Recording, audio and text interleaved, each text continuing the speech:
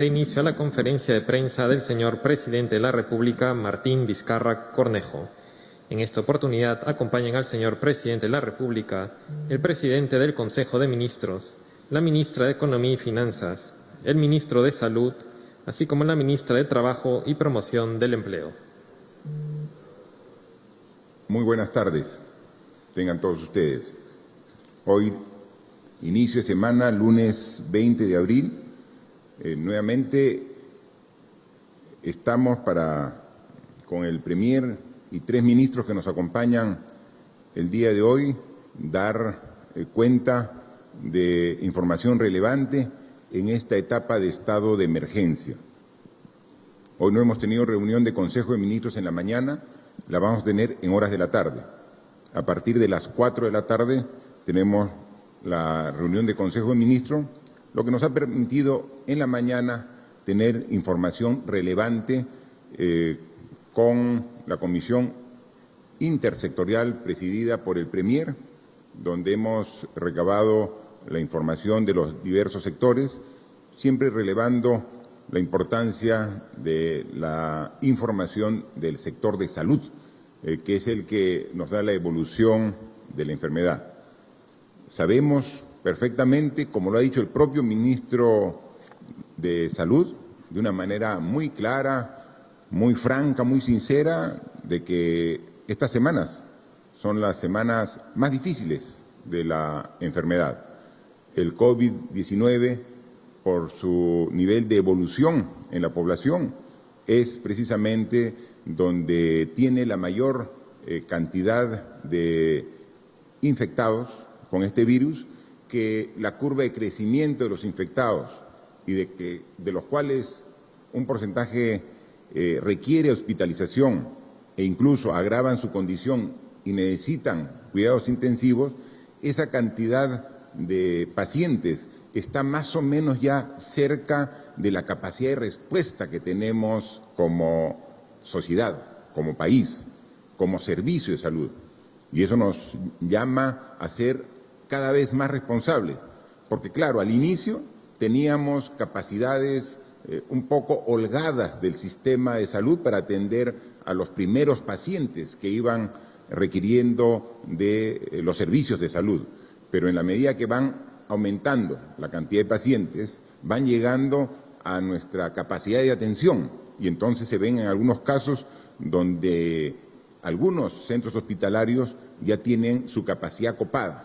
Todavía no tenemos copada la capacidad del país, pero vemos que la holgura va acortándose, lo que nos obliga a seguir haciendo esfuerzos para aumentar la capacidad de respuesta mientras que sigue aumentando la demanda de estos servicios. Entonces, tenemos que no hacer otra cosa que reiterar en el esfuerzo, reiterar en el compromiso, sacar más fuerzas aún. Son en estos momentos donde autoridades, instituciones y población tenemos que poner todo de nuestra parte para poder pasar esta, que es la etapa más difícil de esta enfermedad. Los datos son los siguientes. Hasta ayer a medianoche, donde hacen el cierre de la información que reportamos todos los días, hay 148.011 personas que han sido muestreadas. De ellas, 41.356 han pasado la prueba molecular y 106.655 la prueba rápida. Del total de personas que han sido evaluados, 131.686 han dado negativo y 16.325 han dado los resultados positivos. Estos 16.000 respecto a los 148.000 del total que han sido muestreados representan el 11%. A la fecha tenemos 1.682 pacientes que se encuentran hospitalizados. Y aquí el esfuerzo es uno solo como país. De los 1.682 pacientes en eSalud hay 841, que es más o menos la mitad de todos los pacientes. 496 están en los diversos hospitales de Minsa, que es más o menos el 30% del total. 202 pacientes están en los hospitales de las Fuerzas Armadas y de la Policía Nacional del Perú. Y 143 pacientes, que es poco más del 8%, están en clínicas privadas. Como pueden ver, todos están dando su capacidad hospitalaria para atender las necesidades de hospitalización de las personas que se contagian con el COVID-19. Pero la carga más fuerte de la atención a la población es la que recae en las instituciones del Estado, es salud, Minsa, Fuerzas Armadas, con sus hospitales de la Marina, de la Fuerza Aérea, del Ejército y la Policía Nacional. Entre todos atienden más o menos al 91.5% de toda la población que requiere hospitalización. Si bien las clínicas privadas están atendiendo a 143 pacientes, solamente es el 8.5% del total de requerimientos de atención en hospitalización. Hemos pedido y hemos trabajado todo el fin de semana con todos los representantes de las diferentes instituciones que brindan servicios de salud, ¿no? Y hoy hemos tenido una reunión muy temprano con la representante, la presidenta de Salud, el ministro de Salud, los ministros de Defensa, que son los que tienen a cargo los hospitales de las Fuerzas Armadas, el ministro del Interior, que hace lo propio con la policía, y hemos hecho un análisis integral de cuál es nuestra oferta que tenemos. Y le hemos, desde el fin de semana, cruzado información, tanto de nuestra respuesta en Lima como en provincias, para sincerarla. Porque al igual que muchos de ustedes, ciudadanos, y también algunos medios de comunicación, decían, yo informo de que hay 504 camas para atender los pacientes que se agravan en las unidades de cuidados intensivos del COVID-19. ¿Dónde están? Quiero saber una a una dónde están. ¿Cuántas hay en Lima? ¿Cuántas hay en las regiones del país? ¿Cuántas están usándose a esta hora? ¿Y cuántas son las que a la fecha todavía tenemos disponible? Para, en función de una información real, que es lo que se quiere en estos momentos difíciles de crisis, poder seguir haciendo más esfuerzos para ir subiendo. Y entonces hoy me presentaba unos cuadros, el Ministerio de Salud con todo su equipo, en una reunión que hemos estado ahora, que se los pongo a consideración de todos ustedes, para que sepan exactamente la información referida a las camas de la unidad de cuidados intensivos para atender específicamente los casos de COVID-19. Acá está el cuadro.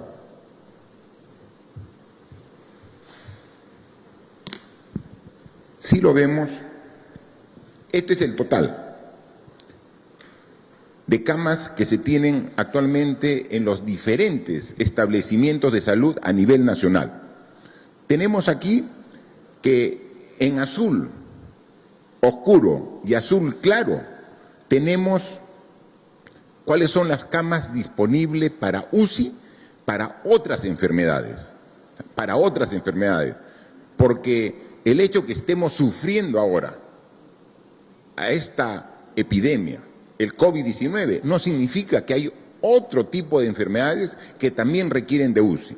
Y entonces, en azul están lo total y lo usado de camas para otros requerimientos. Pero aquí tenemos la información, cuántas camas UCI tenemos actualmente, o sea, confirmadas para el COVID-19. Y el reporte es, a la fecha, 525 camas UCI a nivel nacional. Y de estas, ¿cuántas camas están ahora, en este momento, con la información recabada, usadas, que están ocupadas? 385. Entonces, a la fecha, al día de hoy, todavía tenemos 140 camas UCI para pacientes que se agravan de COVID-19 a nivel nacional. Y tenemos que hacer el análisis también a nivel de Lima y regiones del Perú. Aquí tenemos, igual, en azul es solamente referencial porque es para otras enfermedades. Lo que hay que prestar atención es lo que está en color rosado, ladrillo, que es específicamente para cuidados intensivos de COVID. Lima Metropolitana y Callao tenemos 379 camas UCI COVID-19. ¿Cuántas tenemos a la fecha utilizadas en situación de ocupadas? 318. Entonces tenemos 61 camas UCI disponibles a la fecha en Lima y Callao. A nivel de las regiones del Perú, tenemos disponible una cantidad menor que Lima, que tiene 379. Tiene 146 camas disponibles. ¿Cuántas se tienen utilizando actualmente en las regiones? 67. Entonces tenemos 79 camas disponibles en las regiones. Esta es información real, esta es información que ha sido verificada al día de hoy, cruzando la data de las provincias, de las regiones, de las Fuerzas Armadas, de la Policía, de las clínicas privadas, de salud y del MINSA. Entre todos, esta es la información. Queremos entrar a un poco más de detalle y entonces el propio Ministerio de Salud ha dividido en 4 el territorio nacional y vemos que en el norte del Perú tenemos Amazonas, Cajamarca, La Libertad, Lambayeque, Piura y Tumbes. Y ahí tenemos cuántas camas son las que tenemos y cuántas van utilizando. Y aquí nos podemos dar cuenta que hay veces que las regiones no actualizan su información. Aquí Tumbes, quien tuve la oportunidad de visitar la semana pasada con el ministro de Salud, tenía 4 camas UCI, pero como Tumbes es una región de frontera y tenía un índice de crecimiento de COVID-19 pronunciado por su condición de estar al lado de Ecuador, el ministro dispuso que se envíen a Tumbes 7 ventiladores mecánicos para que con ello tener 11 camas UCI COVID-19 en Tumbes. ¿Y cuántas se ha reportado? Nada. Entonces, tenemos esta información, es tan exacta como información den a conocer las regiones a través de sugerencias de salud regional, como también las instituciones como de salud. Hemos verificado que las Fuerzas Armadas y que salud como el MINSA sí tiene su información actualizada, falta algunas regiones que actualicen, pero esa es la información relevante que tenemos. Esto es en el norte, en el oriente, ahí vemos Huánuco, Loreto, Madre Dios, San Martín, Ucayali, donde se tiene algunas, por ejemplo, la oferta en Huánuco tiene 12 camas disponibles y solamente tiene 2 camas utilizadas en la actualidad y se pueden ver esta información. Vemos en el centro del Perú y vemos también la información en el sur del Perú, donde vemos la situación de Apurímac, Arequipa. Hay regiones, por ejemplo, como Arequipa, que tiene, según la información de la región Arequipa, tiene 19 camas disponibles UCI para COVID-19 y tiene 15 utilizadas. Entonces tiene todavía una holgura de 4, ¿no? Huancavelica tiene camas UCI, no las ha reportado y aquí no está esta información. Entonces vemos que hay 2 regiones que falta actualizar la información, que es sumamente necesaria tenerla presente. Y nuevamente retornamos al resumen general. Ahora, a la fecha, tenemos 525 camas UCI disponibles a nivel nacional, de las cuales son ocupadas 385, quedando aquí todavía con una disponibilidad de 140 camas para unidades de cuidados intensivos del COVID-19. El mismo análisis lo vamos a hacer en la próxima oportunidad para hospitalización en general, porque, ¿me disculpa?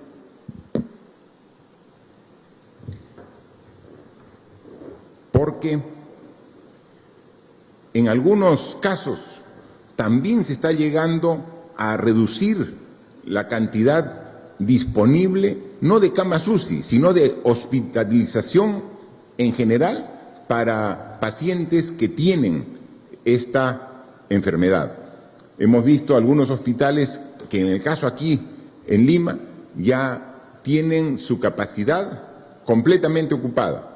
Todavía en Lima tenemos no solamente disponibles camas para UCI, sino también para hospitalización, pero ante la cada vez creciente necesidad de atención hospitalaria, hemos ya dispuesto que se incremente en cada hospital una cantidad adicional de camas para atender a la población, pero adicionalmente habilitar 1.000 camas adicionales en las torres de la Villa Panamericana para atender a pacientes que requieren de atención médica que han sido afectados por el virus COVID-19, ¿no? Entonces, eso es sumamente importante para que cuando vaya la demanda llegando a los niveles de que va acortando la holgura, podamos aumentar nosotros la oferta de atención.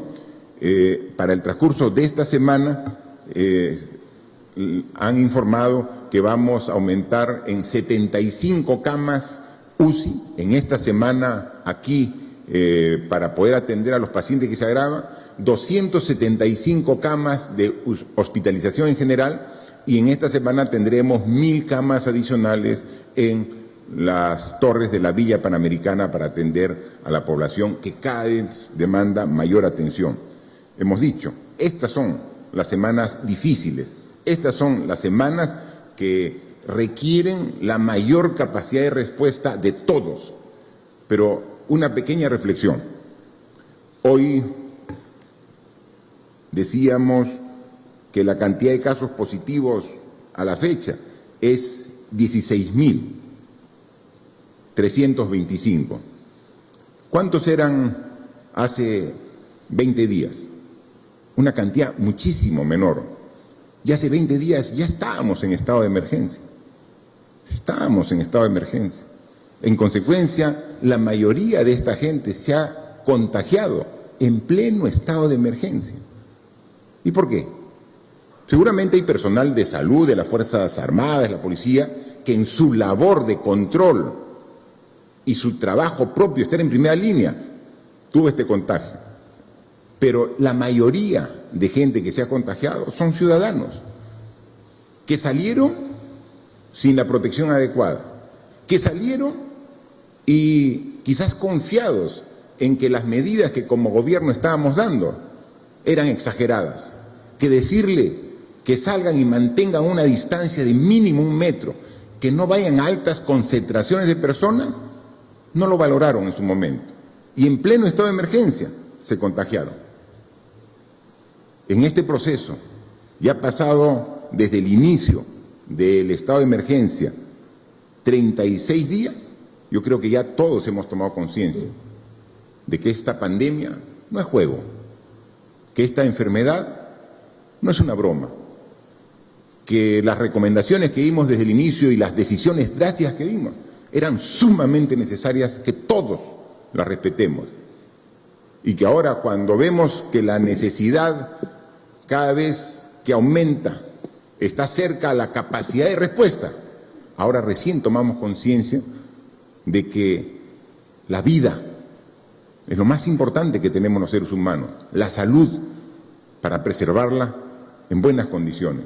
Estoy seguro que cada vez más, ahora sí estamos respetando las indicaciones porque vemos cómo afecta a la sociedad cuando de manera irresponsable en su momento no se cumplió escrupulosamente las recomendaciones que se daban en todo momento. Hay que también comunicar adicionalmente que uno de los principales problemas que hemos visto en los últimos días es una cantidad importante de personas que quieren trasladarse a su ciudad de origen. Estamos haciendo las coordinaciones para que a través de los gobiernos regionales de manera gradual podamos facilitar este traslado a estas regiones. Pero por favor, ayúdennos para que se cumplan los requisitos y condiciones que hemos establecido para que este traslado, que es humanitario para las personas que requieren retornar a su región, a su ciudad de origen, sea sin riesgos para la salud. Un primer grupo que fueron trasladados a Huancavelica, en el camino, en los ómnibus, antes de llegar a Huancavelica, para cumplir con un aislamiento y poder asegurar de que en caso tuvieran el virus no contagien, algunos se bajaban del ómnibus y algunos incluso llegando a Huancavelica, estando en un lugar donde el propio gobierno regional les da toda la comodidad y seguridad para que puedan estar allá y evitar un riesgo de contagio a sus mismos paisanos, a los mismos huancavelicanos que han estado cumpliendo rigurosamente su cuarentena. Se salían irresponsablemente sin cumplir con las indicaciones. Ese tipo de actitudes negligentes son las que precisamente afectan los resultados que todos queremos. Pero seguimos esforzándonos y seguimos con la confianza de que con el apoyo de la mayoría de la población vamos a pasar estas semanas difíciles para ver que gradualmente, llegando al pico de esta curva, podamos ya ver en días posteriores comenzar gradual y progresivamente a ver un descenso. Vamos a continuar, pero pedimos una coordinación estrecha con los gobiernos regionales. Incluso los gobiernos regionales, ellos, muy responsables, dicen: yo voy a acoger a los ciudadanos que quieran regresar a mi región y quiero tenerlos en un sitio separado. Puede ser un hotel, puede ser un establecimiento de alguna institución del Estado, y ahí hay que llevarles incluso sus alimentos para que puedan permanecer. Pero algunos no tienen presupuesto para ese fin, algún gobierno regional. Hoy he firmado un decreto de urgencia donde se transfiere recursos para que los gobiernos regionales puedan disponer del presupuesto correspondiente para acoger. Como le digo, tiene que ser gradual y empezando por las personas más vulnerables, para llevarlos a su región y verlos. Apóyennos.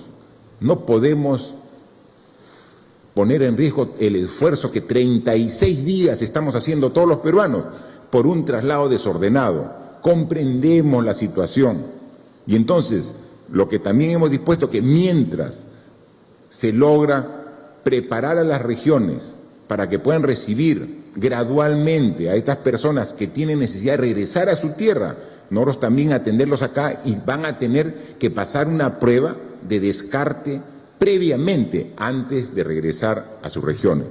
Pero eso requiere colaboración de los gobiernos regionales con nosotros, que está llevando las coordinaciones el presidente del Consejo de Ministros, pero adicionalmente requerimos la colaboración de los propios ciudadanos que tienen esta necesidad de regresar a cada una de sus regiones.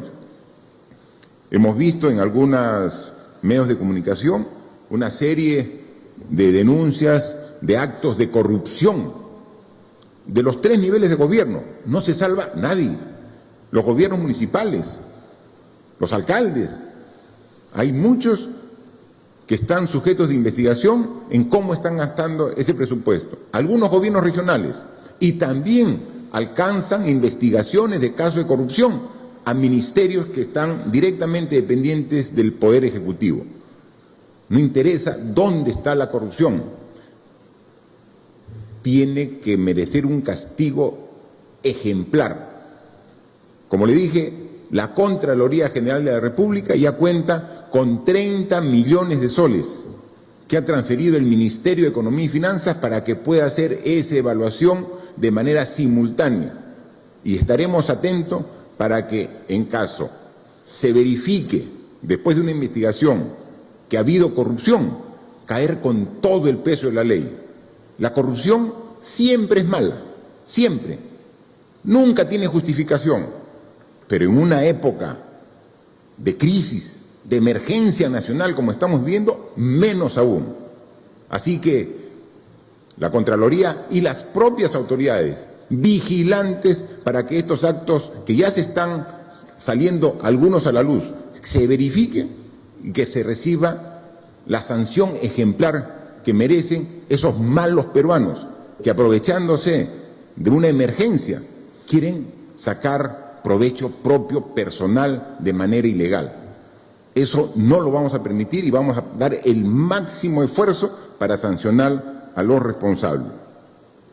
Hemos visto que algunos casos emblemáticos nos dan siempre la fuerza para seguir trabajando en este gran esfuerzo que estamos inmersos todos los peruanos. Recuerdo que una de las primeras personas afectadas por el virus fue un sacerdote, el sacerdote Luis Núñez del Prado, y era un contagio externo. Él tuvo una reunión con sacerdotes aquí en el Perú, pero que habían venido algunos sacerdotes para participar en esta reunión de Europa. Obviamente, algunos de esos sacerdotes, seguramente de manera involuntaria, trajo el virus, retornó a su país y dio positivo. Por las características propias de su salud, agravó su caso y estuvo en cuidados intensivos muy delicado. Y ahora, pasado un poquito más de un mes, nos comunican que superó la enfermedad, que ha salido ya de cuidados intensivos y le han hecho una segunda prueba, habiendo dado negativo, ¿no? Un caso emblemático porque fue uno de los primeros que entró a cuidados intensivos y con todo el esfuerzo de médicos y enfermeras ha superado esta enfermedad. Hay lamentables casos de personas que no logran vencer la enfermedad, que su condición de edad avanzada o su condición de enfermedades previas a la infección de este virus lo pone en una condición muy vulnerable y que con el virus, por más esfuerzo que se ha hecho en algunos casos, se ha perdido la vida. Hay casos como el del sacerdote que finalmente vencieron al virus, ya están dados de alta hospitalaria y vemos como ese también hay muchos casos que nos dan fuerza para seguir trabajando por todos los pacientes infectados con el COVID-19. Veíamos también alguna información relevante de Cusco, ¿no? Donde también han hecho un buen manejo de los pacientes hospitalizados y que prácticamente en un grupo importante de los que estaban ya también fueron dados de alta, ¿no? Entonces, hacer todo el esfuerzo, interactuar, coordinar. Hemos visto que también hay malos ejemplos, que una falta de coordinación entre dos centros hospitalarios de una misma región hacen perder tiempo valioso que después ya no se puede recuperar y muchas veces se ha pagado incluso con la vida. Ese tipo de errores tenemos que evitarlos, los reconocemos, nos duele y tenemos que hacer el esfuerzo de corregir. Tenemos aún, con menos holgura, tenemos capacidad de respuesta. Así que vamos a seguir luchando contra esta enfermedad. Es dura, es muy demandante, pero eso tiene que generar en nosotros mayor convicción y fuerza para sacar las energías necesarias entre todos para seguir combatiendo. Con el inicio del año escolar que dimos de manera remota, ahora en la primera semana del mes de abril, nos permitió también legalmente, a pesar de que no hay presencia física de alumnos en las aulas, nos permitió poder liberar el uso de los alimentos de Caliwarma para los alumnos que, estando lejos del aula, requieren esa alimentación de apoyo en sus hogares. Hoy el Ministerio de Desarrollo e Inclusión Social, desde hoy, inicia la distribución de 17.000 toneladas de alimentos envasados para Caliwarma, que van a favorecer, van a beneficiar a las familias de esos estudiantes en el servicio escolar, ¿no? Los alimentos estaban almacenados en 58.941 instituciones educativas, porque ya había preparado y habían mandado los alimentos para el inicio del año escolar. Luego se suspendió el inicio del año escolar por la pandemia y se teníamos los alimentos. Ante la emergencia y la crisis que estamos viviendo, no podemos tener alimentos guardados, almacenados. Estos más de 17.000 toneladas que estaban almacenados en 58.900 instituciones educativas, a partir del día de hoy se comienza a hacer la distribución para atender las necesidades de esos alumnos que están organizándose para que pueda llegar directamente a sus familias. La distribución se hará a los padres de familia o apoderados a través de los comités de alimentación escolar. Con esta medida se beneficiará a 3 millones de estudiantes de las escuelas públicas de todo el Perú. Para ellos, obviamente hay una excepción en estas restricciones de movilidad, pero para llevar los alimentos ya se ha coordinado con la Policía Nacional para que permite el traslado de esos alimentos para que puedan ser usados por los familiares de estos más de 3 millones de alumnos. Ya el día de ayer se publicó el decreto legislativo hablando de educación que va a permitir adquirir más de 840.000 tablets para los alumnos del sector rural del país y del sector urbano, pero en condiciones de vulnerabilidad que están reconocidos en el quintil 1 y 2. Vamos a hacer el esfuerzo de hacer los procedimientos administrativos para tener tan pronto como se pueda esta ayuda para que podamos hacer una educación con menor brecha entre la zona urbana y la zona rural. Vamos a continuar en ello. Hemos recibido múltiples consultas sobre si estos beneficios es para el sector público, para la educación pública, para la educación privada. Obviamente es para la educación pública, ¿no? Y la educación privada, sabiendo ya que tiene que cambiar sus características de educación en lo que queda del año, tiene que hacer un nuevo planteamiento.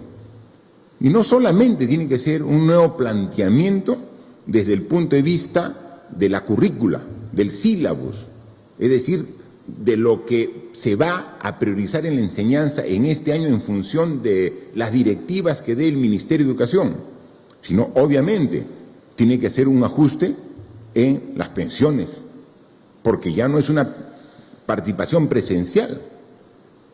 Y ya hemos conversado con el ministro de Educación para que los alumnos, dentro de una programación y una estrategia del Ministerio de Educación, que requieran migrar de una educación privada a la educación pública, vamos a generar las condiciones para poder incorporarlo. El proceso de matrículas ya concluyó, porque la matrícula es en el mes de enero o febrero, antes del inicio de las clases, pero obviamente en una condición especial, inédita. Está el Ministerio de Educación evaluando la posibilidad de nuevamente aperturar matrículas para poder recibir, aparte de esos alumnos que tenían una educación privada y que ahora quieren migrar hacia la educación pública. Tenemos que dar todas las facilidades. Salud y educación son las bases, son los cimientos que requiere una sociedad para progreso y desarrollo. Y son precisamente esos dos sectores los que estaban siendo duramente afectados por esta pandemia del coronavirus, y tenemos que dar alternativas de solución para cada uno de estos problemas. Quisiera dejar para que ahora los medios de comunicación que han acreditado sus preguntas a través de este sorteo en toda la prensa acreditada en despacho de Presidencia de la República y que luego que salen favorecidos, las preguntas son las que determinan los medios de comunicación. Ellos son los que determinan, y nosotros aquí con el Premier y con los ministros que nos acompañan, aquí atentos a sus preguntas para, con total franqueza y sinceridad, absorberlas para que llegue esta información a toda la población. Muchas gracias, señor presidente. Iniciamos la ronda de preguntas virtuales, siendo la primera de Radio Victoria de Arequipa. La pregunta es: ¿cómo va a ser el Estado para solucionar la entrega del bono rural y el funcionamiento de las clases virtuales con su tablet si las comunidades rurales de las zonas altoandinas no tienen Internet? Por ejemplo, distritos como Cayoma, Tisco, Tapay, Choco, Llanca, entre otros. Bueno, justo hablando del tema de rural, la pregunta de Radio Victoria de Arequipa precisamente va en ese enfoque. Sobre el tema de la educación, hemos dicho que la tablet va a contener el dispositivo de Internet en la misma. Es decir, si está en un centro poblado, está en un distrito que por su ubicación y su lejanía no tiene, el pueblo o la ciudad no tiene servicio de Internet, la tablet sí lo va a tener. Es decir, no se tiene que conectar al sistema Internet local, porque la tablet va a venir con el dispositivo que va a estar conectado al Internet. O sea, y entonces lo que sí necesita es energía eléctrica, ¿no? Entonces tenemos un porcentaje muy elevado de la población que tiene energía eléctrica en el país, pero sí, un porcentaje, aunque sea pequeño, de la población no tiene energía eléctrica. En esos casos, la tablet, además de tener el dispositivo de Internet, va a tener un cargador de la tablet que es fotovoltaico. ¿Esto qué significa? Que se carga con la energía solar. En consecuencia, estamos preveyendo todos los inconvenientes que pueda tener el alumno para que pueda realmente tener una educación que realmente se merece. Es lo que decíamos, de las crisis hay que ver oportunidades. Esto que era una necesidad no de ahora, de hace tiempo, quizás se postergaba y se postergaba este tipo de decisión. Ante esta crisis ya se hace impostergable y por eso es que se ha tomado la decisión y se ha emitido el decreto legislativo correspondiente. Pero adicionalmente, del decreto legislativo que ve el tema de la educación rural, hemos también ayer domingo publicado el decreto de urgencia del bono rural, que incluye un bono de 760 soles a más de 1.098.000 hogares rurales que están en el Padrón General de Hogares. La ministra de Desarrollo e Inclusión Social ha dicho que en esta semana va a hacer todo el trabajo administrativo, financiero, porque el presupuesto ya lo tiene el Ministerio de Desarrollo e Inclusión Social, y a partir de la próxima semana comenzará a distribuir. Si hay familias, hogares, que tienen cerca un cajero, un Banco de la Nación, el dinero llegará a través del Banco de la Nación, a través de un agente del Banco de la Nación. Si están en un sitio alejado, por zonas geográficas, va a ir con una movilidad de transporte de valores y llegará incluso en algunos sitios más alejados con el dinero en efectivo, obviamente con toda la seguridad del caso. El sector rural está disperso y va a generar un mayor esfuerzo del Ministerio de Desarrollo e Inclusión Social, pero lo tienen perfectamente merecido ese esfuerzo para llegar con este bono al 1.098.000 hogares rurales que están establecidos con este decreto de urgencia. La siguiente pregunta es de revista Semana Económica. La pregunta dice: las microfinancieras han advertido a Semana Económica que sus clientes no cumplen con los requisitos para Reactiva Perú y que las tasas son muy bajas para compensar gastos. Dado que las microfinancieras no podrían competir por tasa con los bancos en las subastas, ¿considerarían diferenciar las subastas por tipo de monto y por tipo de entidad financiera? ¿Qué otras medidas evalúan para la etapa de reactivación? Por favor, ministra de Economía y Finanzas. Gracias, presidente. Somos absolutamente conscientes que las entidades microfinancieras enfrentan unos costos operativos más altos. Por eso, desde el diseño de Reactiva se han tomado dos decisiones importantes. La primera es, para incentivar el préstamo a este grupo de MIPES, se ha elevado la garantía al 98%. Adicionalmente, directamente relacionado con la pregunta, las subastas se van a hacer por rangos de garantía, es decir, va a haber una subasta específica para el caso de los créditos con 98% de garantía. Es importante mencionar que a pesar de estos esfuerzos, nosotros vamos a seguir evaluando, monitoreando todos los días el programa para poder hacer los ajustes que correspondan, pero también siendo conscientes que hay un gran reto de financiamiento de las MIPES. Esta semana también se está elevando a Consejo de Ministros unas mejoras al diseño del Fondo de Apoyo Empresarial. Solo para recordar que el día de hoy el FAE ya ha atendido a 22.000 MIPES por un monto de 188 millones y hay una demanda de 71.000 MIPES adicionales por un monto de 813 millones de soles. Muchas gracias. Muchas gracias, ministra, por favor. La siguiente pregunta es del diario La República. La pregunta es: ¿cuántas empresas ya enviaron su solicitud para aplicar la suspensión perfecta de labores? Además, antes que se publicara el decreto de urgencia, la ministra de Trabajo indicó que iba a haber filtros para las empresas que se iban a acoger a esta figura y que incluso aquellas que se acogen a beneficios del Estado no deberían aplicarla. Sin embargo, la norma es muy general. ¿Cuándo se publica el reglamento? ¿Van a corregir o subsanar los vacíos? ¿Cuál es la cantidad real de camas UCI ocupadas actualmente? El reporte de ayer decía que eran 167. Entonces, ¿por qué los hospitales de ATE no reciben pacientes críticos? En la semana murieron 2 personas en la puerta del hospital de Vitarte. La pregunta del diario La República tiene dos partes bien claras y definidas. La primera la va a contestar la ministra de Trabajo y la segunda parte el ministro de Salud. Por favor. Gracias, presidente. Con relación a la pregunta, quiero puntualizar que la suspensión perfecta de labores es una figura excepcional. El decreto de urgencia 038 así lo establece. En ese sentido, para responder puntualmente a la pregunta, tenemos registradas alrededor de 5.200 empresas que han solicitado acogerse a esta modalidad, de las cuales más de 3.200 declaran formar parte del registro de las micro y pequeñas empresas.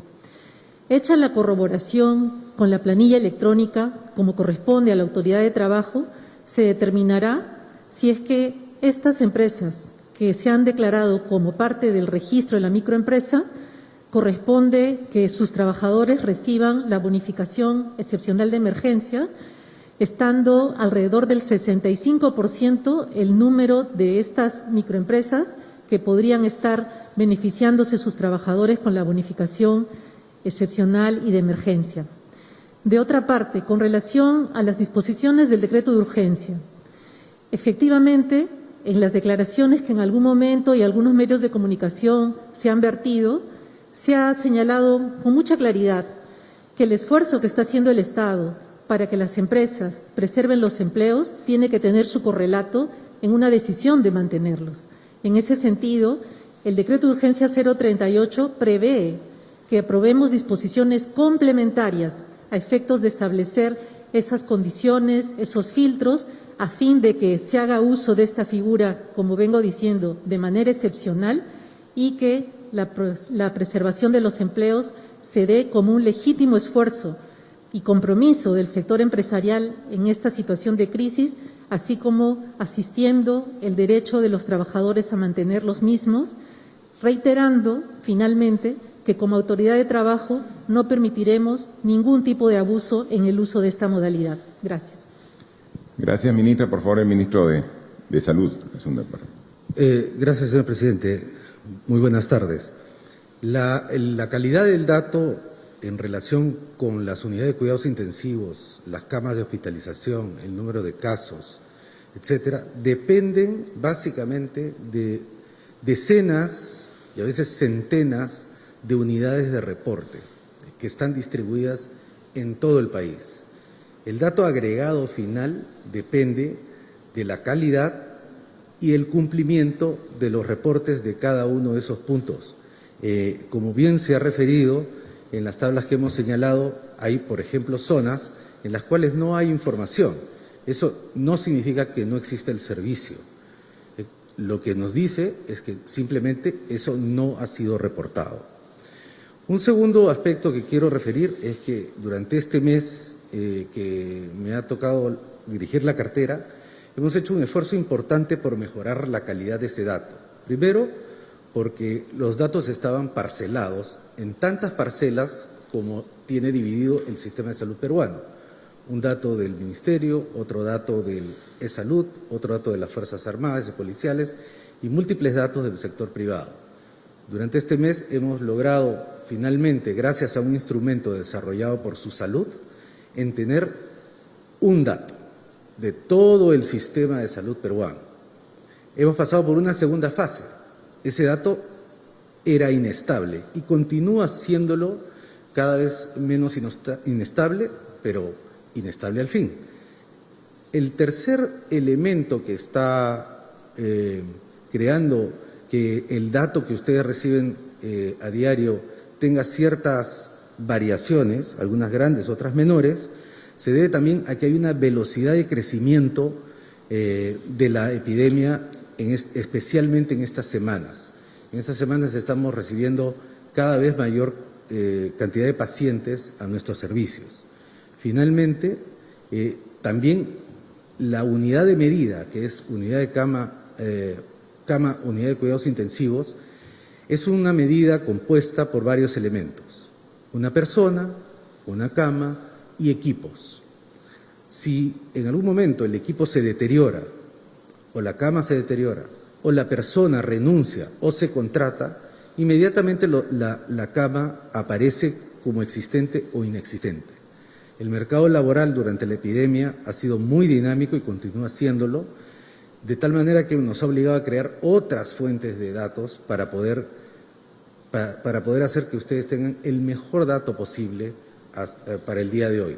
Y continuaremos los esfuerzos para mejorarlo y desagregarlo por cada una de las regiones y, si es posible, por cada uno de los hospitales del país. Finalmente, este dato que ha presentado el presidente el día de hoy va a ser colocado en nuestra página web para que, junto con el número de casos, también ustedes puedan ver el número de camas disponibles y cuál es su variación día a día. Bien, solamente complementando al ministro, hay una interrogante que se hace y que es necesario aclarar. Dice, del último reporte de personas en cuidados intensivos al que hemos dado ahora, hay una diferencia notable, porque hemos logrado por fin integrar toda la información en una sola plataforma. Miren, ¿cómo estaríamos como sistema de salud que para saber esta información teníamos que, a través del Ministerio, llamar a cada hospital, llamar al ministro de Interior para que nos diga cómo está el hospital de la policía, llamar a la Presidenta de Salud para que nos diga cuál es la situación de los hospitales de salud, cómo está Rebagliati, cómo está Almenara, cómo está... Ahora es una sola plataforma donde tienen la obligación, bajo responsabilidad, los encargados, de reportar 2 veces al día la información que hemos solicitado. 7 de la mañana y 7 de la noche. Porque obviamente la información es dinámica, ¿no? Hemos dicho la noticia sobre la buena noticia de que el sacerdote Luis Núñez del Prado superó la enfermedad. Eso es lo más resaltante. Pero como una información complementaria, dejó su cama UCI. Entonces queda una cama disponible más que se suma a la disponibilidad y otros obviamente la usan. Entonces, esto es dinámico y esta información 2 veces al día la actualiza el Ministerio. Y tenemos, por ejemplo, se ha dicho que acá en Lima hay 61 camas disponibles. Básicamente las tiene ahorita disponibles los hospitales de salud, principalmente el Hospital Rebagliati y algunas clínicas privadas. Hoy estamos discutiendo en Consejo de Viceministros para más tarde tener en reunión de Consejo de Ministros una decisión para el intercambio prestacional, porque nosotros requerimos, en casos como el que estamos, que las camas UCI ya no es de tal establecimiento de salud, es del sistema para entregar a quien la necesita, al paciente que realmente la requiera. O sea, tenemos que dar, porque muchas veces un paciente va a un hospital y ese hospital no tiene disponibilidad, pero en la misma ciudad hay otro hospital que sí tiene. Y esta falta de información que no estaba integrada, como hoy día en esta reunión que estábamos con la jefa del Comando de Operaciones, la doctora Pilar Macetti, quien acompañaba al ministro de Salud, dijo: mire, presidente, esto lo hemos logrado después de 80 años, que cada institución de salud es una isla cerrada, que no da información, que privilegia para ellos información, cuando la salud es un bien social y que todos debemos compartir esta información. Perfecto, ahora tenemos la información. Hay algunos todavía temitas puntuales para terminar de ajustar, como algunas regiones que no han actualizado. Ahora que han visto que va a salir a nivel nacional el informe de cada una de sus regiones, estoy seguro que inmediatamente van a actualizarla, porque también van a tener la crítica propia de sus ciudadanos diciendo: oye, ¿qué pasó? ¿Por qué no está la región Ucayali y no ha actualizado? ¿No? Entonces, esa es la información y la juntamos a través de macroregiones también, porque hay veces hay una región que tiene recursos disponibles y la región vecina no tiene. Entonces también hay que ver cómo se complementa con un análisis macrorregional. Entonces hay que trabajar. Y cuando hablamos de camas UCI es con ventilador mecánico. O sea, nosotros ahorita tenemos un estimado de un poco más de 900 camas UCI, pero solamente 525 están con su ventilador mecánico. No vamos a dar información falsa. Si no tiene ventilador mecánico, no la podemos considerar como cama UCI. Tiene todo lo demás, pero le falta el ventilador. Está en proceso de llegada las compras de los ventiladores mecánicos. Está adicionalmente, ya esta semana va a entregar los primeros ventiladores fabricados por la Marina de Guerra. Un esfuerzo de la empresa privada con la Universidad Católica también está trabajando en la fabricación. Entonces, en los próximos días vamos a tener un incremento de la capacidad de atención a través de UCI con los ventiladores que llegan. Tenemos camas, pero falta ventilador. Ahora tenemos 525 completas, con equipamiento, pero lo más importante, con el personal de salud necesario. Entonces, vamos a seguir trabajando y vamos a dar esta información y vamos a poner de conocimiento público dónde están para que se pueda ser de acceso y poder dar el mejor uso de esta información para atender la salud y hacer el esfuerzo de salvar vidas. Y haceremos el máximo esfuerzo, pero por más esfuerzo que haya, hay algún tipo de organismo que finalmente, por la edad avanzada o por las enfermedades previas que tenía, por el esfuerzo máximo que se haga, hay algunos casos que lamentablemente no se pueden recuperar de esta enfermedad. Entonces, a pesar de todo lo que se tiene, va a haber gente que lamentablemente va a perder la vida. Por eso, ¿cuál es la mejor forma de asegurar que no se va a perder la vida? Que no te contagies. O sea, la mejor forma es que no te contagies. Y esto que hace 36 días parecía que era un exceso, que era una exageración, te das cuenta que el esfuerzo, no te contagies.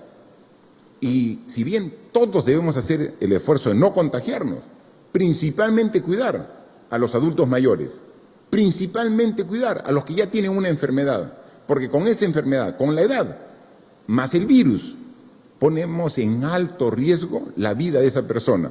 Entonces, le daremos su cama, pondremos el esfuerzo de UCI, pero la mejor forma de evitar la pérdida de la vida de las personas es evitar el contagio con el virus, y no nos cansaremos de decirnos que para eso no salgas, y menos si tienes este tipo de riesgo. Y si tienes que salir, protégete con tu mascarilla, mantén la distancia y lávate permanentemente las manos con agua por jabón, porque sin querer agarraste una superficie donde puede estar el virus. Inmediatamente agua y jabón, mascarilla y distancia.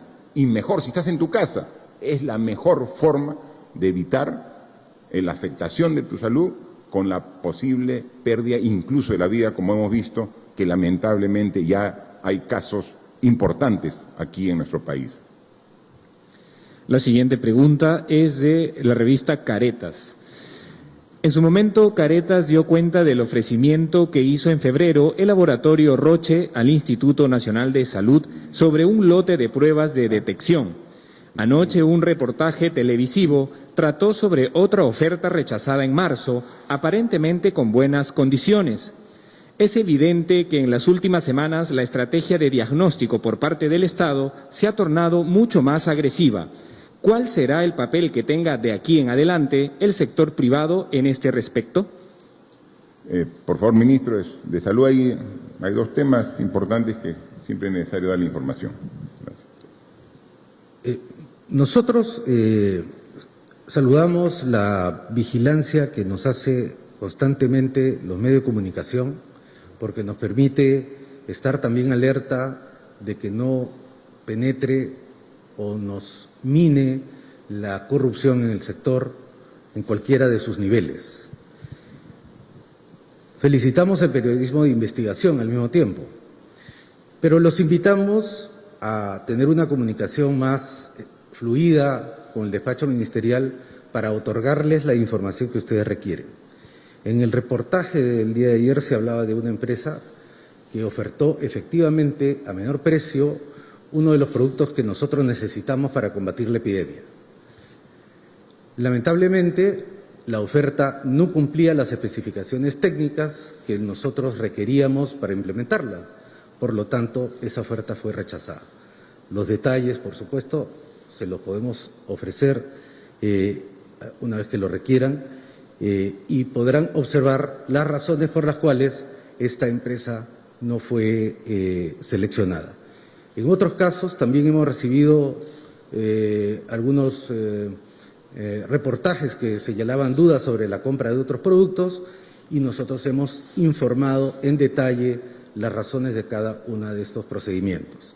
En relación con el sector privado, nuestra relación sigue siendo fluida, tanto como proveedores de los distintos productos que nosotros requerimos, así como el intenso trabajo que ha hecho el sector privado por movilizar recursos de donación para los esfuerzos del Ministerio de Salud y de otros estamentos del gobierno.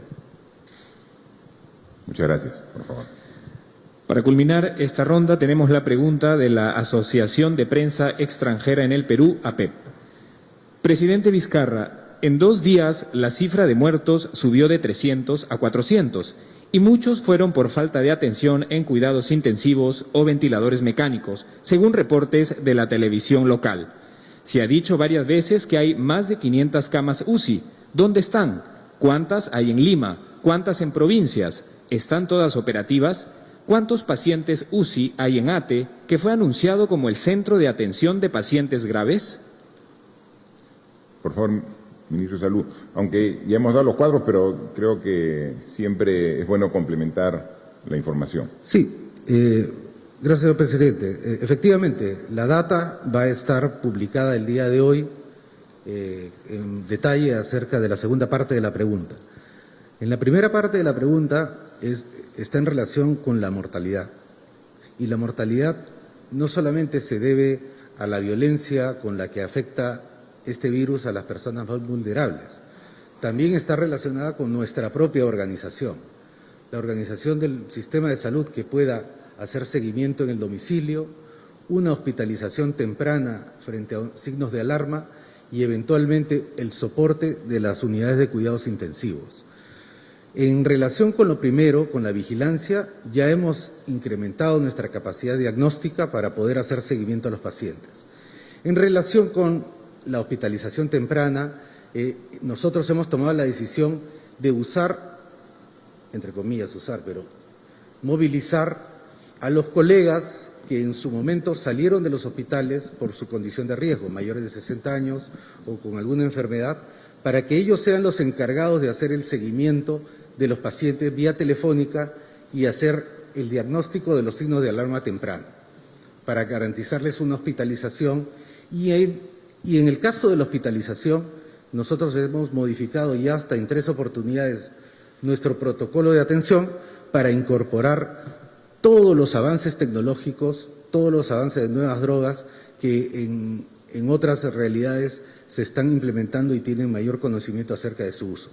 No escatimaremos ningún esfuerzo para que nuestros compatriotas reciban la mejor atención posible. En algunos casos no lo logramos, en otros casos la desorganización, la relación entre los diferentes actores del sistema es un proceso que se está implementando y nos estamos conociendo en cómo trabajar juntos, y en algunos casos lamentablemente ha sido el maltrato o la indolencia. A todos aquellos y aquellas que han perdido algún familiar y que hayan sentido que el sistema no les ha dado todo lo que deberían darle, incluso el buen trato, yo abiertamente y en público les pido 1000 disculpas. Gracias, ministro. Efectivamente, si hacemos este gran esfuerzo como país, es para cuidar lo más sagrado que tiene el ser humano, la vida y su salud. Y vamos a continuar en este esfuerzo, a pesar que desde el inicio sabíamos que esto no era una tarea fácil, que iba a ser una tarea muy compleja, que esto no era, en términos deportivos, una carrera de 100 metros planos, era una maratón, era una carrera de resistencia, que en la medida que mostremos el temple, todos los peruanos, día a día, renovando nuestro esfuerzo, nuestro compromiso, nuestra entrega al país, vamos a salir adelante. Errores los tenemos, los hemos tenido y seguramente vamos a tenerlos más adelante. Pero falta de voluntad, de compromiso, de ninguna manera. Sabemos que esta tarea solamente va a tener el resultado que esperamos si somos disciplinados y somos perseverantes. Perseverantes. O sea, es todos los días. Hay veces el esfuerzo diario puede minar en algún momento el entusiasmo. Eso inmediatamente tenemos que renovar el compromiso, la fe, la entrega, el trabajo.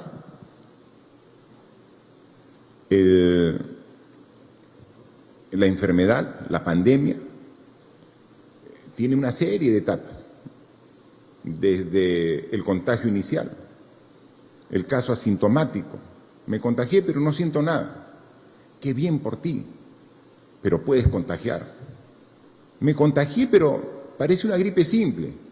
Qué bien por ti, porque eres parte del 85%. Pero hay un 15% importante de la población que se va a afectar y que va a tener que ir al hospital. Un hospital que, como ya sabíamos, tenía deficiencias. Antes del coronavirus no teníamos que esperar semanas o meses para tener una cama en un hospital. No era así. Ese es nuestro sistema de salud, que tenemos que cambiarlo. O sea, antes del coronavirus. Ahora estamos hablando 2.000 hospitalizados. Si antes, sin coronavirus, nos daban una cita en el hospital para dentro de 3 meses, o nos daban una cita para atención hospitalaria de acá a 45 días.